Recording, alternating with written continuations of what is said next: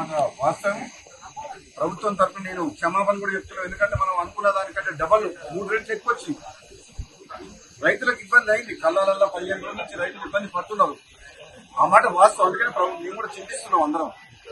Definite గా రైతుల కోసం ఈ ప్రభుత్వం ఎప్పుడు కూడా రాత్రింబలు కష్టపడి రైతులకు అన్ని రకాలుగా సపోర్ట్ గా ఉండాలన్న ఉద్దేశంతో పనిచేస్తుంది. కాబట్టి రాబోయే 10 రోజుల్లో కంప్లీట్ గా ధాన్యం సేకరణ కంప్లీట్ చేస్తామని చెప్పి నేను కూడా మాటిస్తున్నా. ప్రత్యక్షంగా నేను కూడా ఈ గోడౌన్ హ్యాండ్ ఓవర్ చేసుకుంటాను. అధికారులతో మాట్లాడి గోడౌన్ ఓనర్ ఒప్పుకున్నా సరే బలవంతంగా నోటీస్ ఇచ్చి తీసుకోవడం జరిగింది.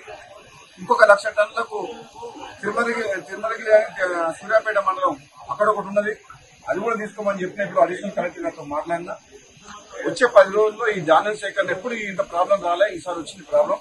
ఈసారి దిగుబడి ఎక్కువ రావడం వల్ల, కాబట్టి వివిధ కారణాల వల్ల ఆలస్యం అయింది.